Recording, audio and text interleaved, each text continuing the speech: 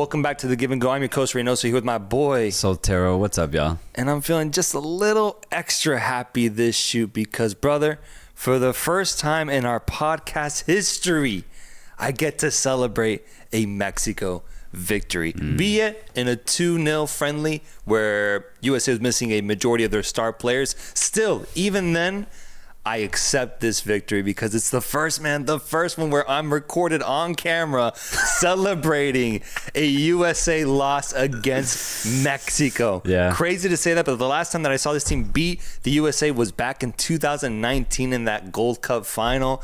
It's been 5 years since then, bro. 5 years since we defeated the USA, and we did it today in what was ultimately an all-Mexican celebration, man, with this game being hosted in the Estadio Akron, Mexican soil, and within 15 minutes we're celebrating the legacy of Andres Guardado, right? Getting subbed off, and we'll talk in depth about that. I just want to hit the big points.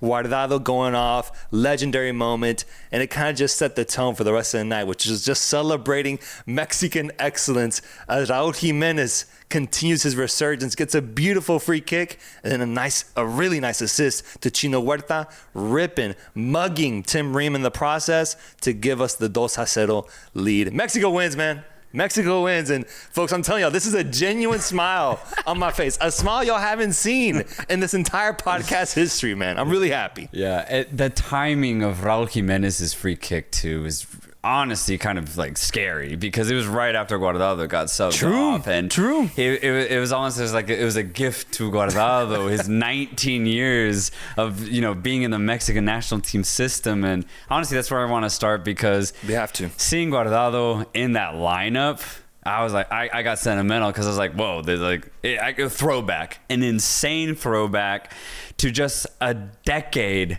where you knew Andres Guardado was going to be in the lineup for the Mexican national team.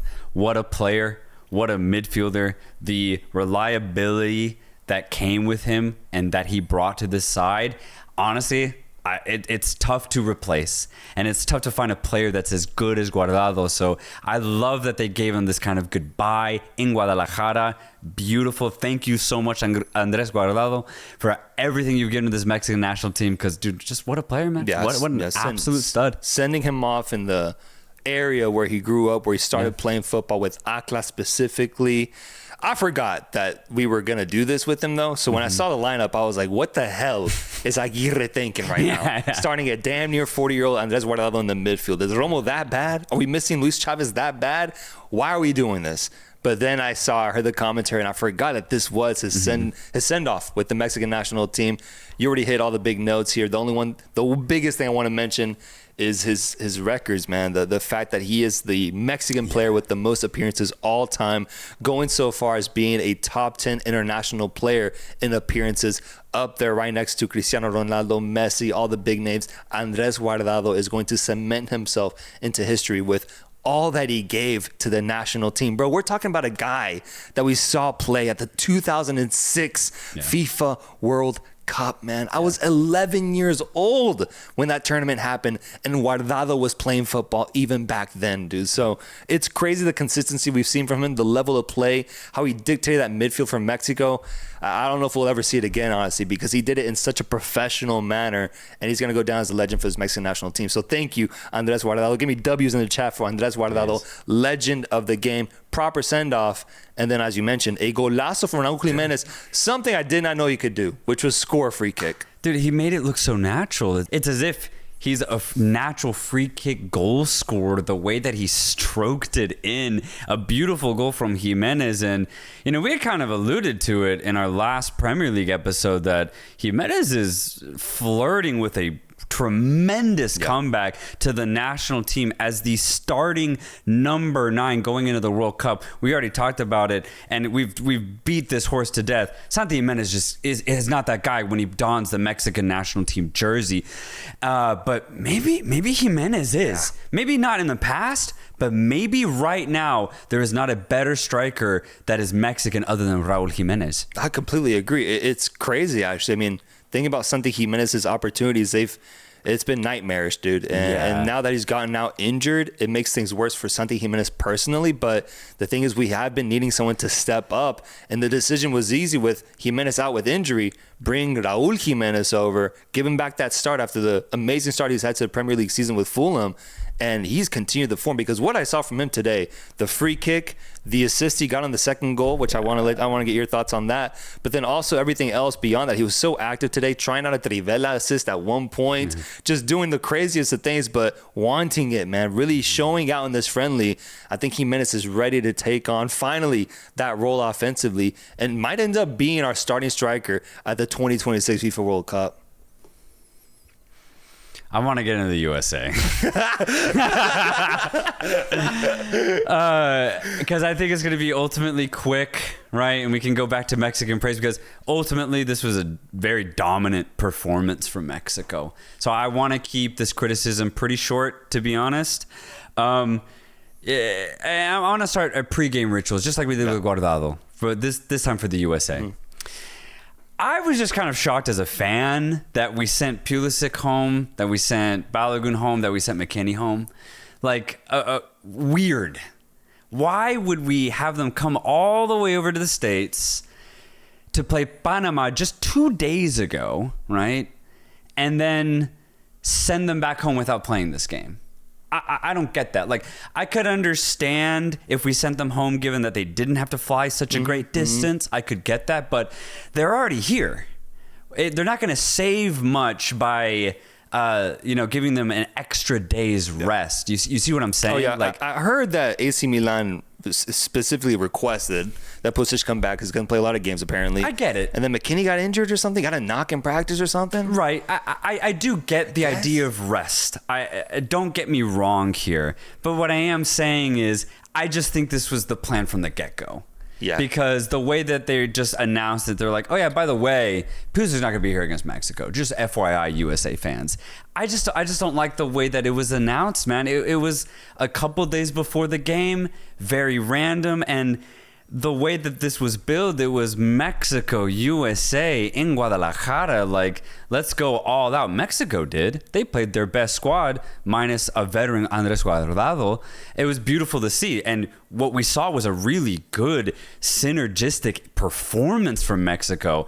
And what we saw from the USA side was this weird A-, B+ team that ultimately gave an F grade. Yeah. So I just was, from the get-go, I was like, okay, this is just weird, right?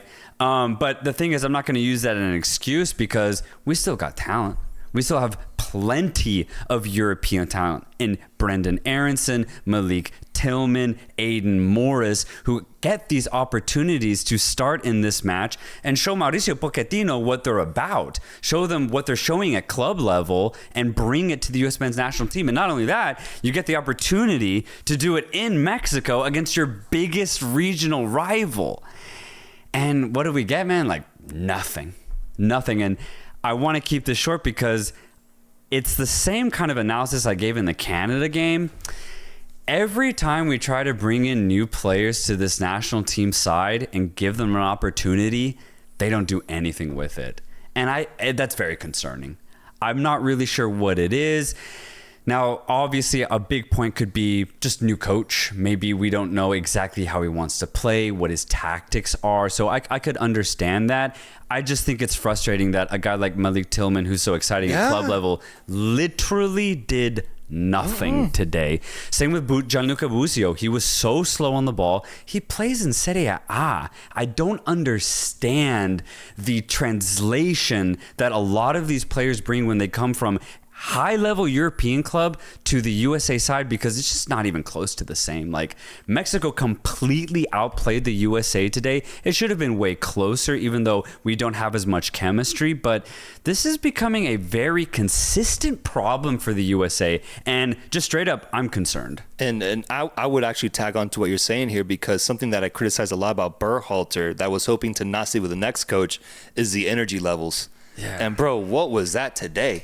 I honestly feel like Mexico won this game because we just wanted it more. And I think it showed in that second goal where Raul Jimenez went back and got the ball from Tim Ream, who was just lazy on the ball. And I think that's why we saw such lackluster performances from the U.S. men's national team, because the energy levels just aren't there, man. I don't understand what's happening. You're right. With that transition from going from club to international, something isn't clicking. And I thought it would get fixed with the new head coach. Pochettino, you guys know how I feel about him. I don't think he was the perfect hiring, but he's a new name, a fresh breath of air, and I've been interested to see what he can do with this team to start. But what I'm seeing right now is that it's going to be a tough hill to overcome, because this might become a pattern for the U.S. team, is that you have to wake these players up somehow. Maybe it's through a competitive setting. Maybe it's through a tournament setting. I don't know. But in these friendlies so far, it has been disappointing what I've seen from them passion-wise and the want to perform in a game, given that they all had amazing opportunities to show out today, but ultimately chose not to, man.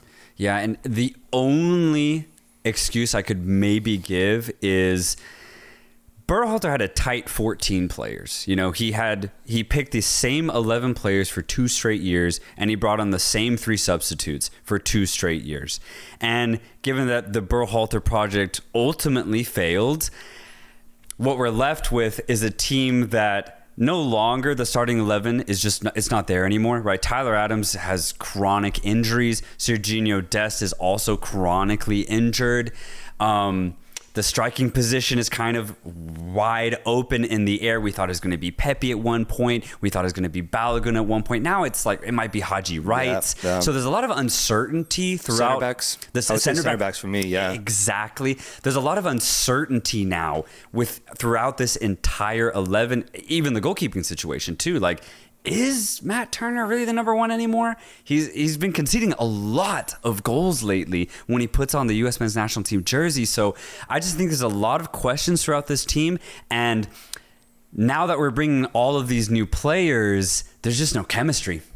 They don't know how to play with one another, especially since Berhalter didn't call up any of these guys. And if he did, he never gave them playing time. So I think this is a problem that has low-key been brewing for a couple of years, and now we're seeing the worst of it, because this team just has no chemistry. They have no passion, as you've been saying. They have no energy.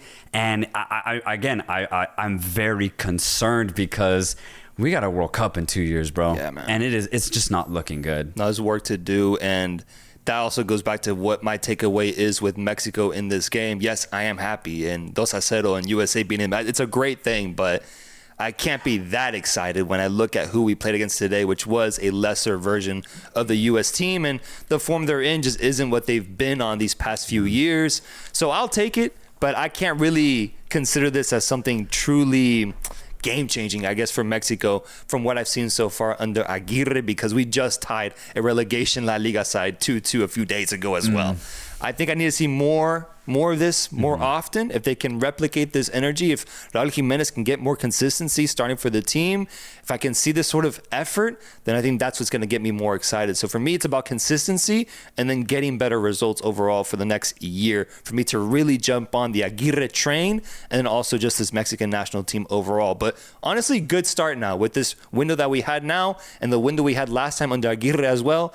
Good start. Let's keep it rolling so I can get fully on board with this Mexican train. Yeah, I really liked the energy levels that Mexico have displayed in these last couple of friendlies. But you're right, the results, I guess should be expected. You're playing against a very uncertain, weak USA side. You get a nice 2-0 win, very good at home. But then, yeah, you tie a relegation side in Valencia, La Liga, a little strange. One thing I guess I just will say is the addition of Raul Jimenez, I think, is going to be huge. If he can play like this in every single game leading up to the World Cup, then you basically just got a brand new player in his prime. I'm so paranoid though, man. Like the injuries, like I'm going to have to be watching him week to week, making sure I see him get subbed off and he's walking normally on his way to the bench every freaking time now, because he is that important now. Like he can play a huge role for this team as a resurgence of the Mexican national squad if he is healthy. It's just a big question mark when it comes to Raul Jimenez specifically. Yeah, absolutely. Absolutely. That's going to be definitely stressful. It's how I feel like with Gio Reyna, for example. He's such a talent, but the injuries are they're terrifying to think about.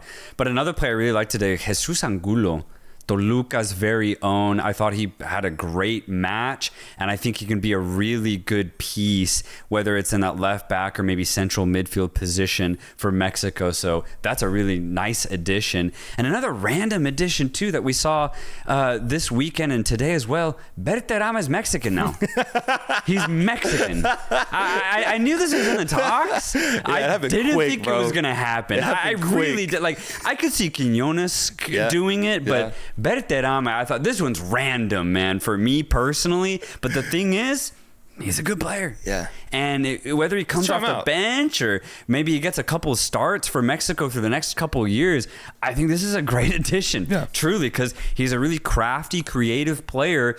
And unlike most other Mexican footballers, I just think he brings something very, very different to this team. So even if it's coming from off the bench, what an addition. So Mexico low-key building something, but as you said, we definitely need to see it grow a little bit more. 100%. Guys, let us know down below, what did you think about the result today from a U.S. fan perspective or a Mexican fan perspective?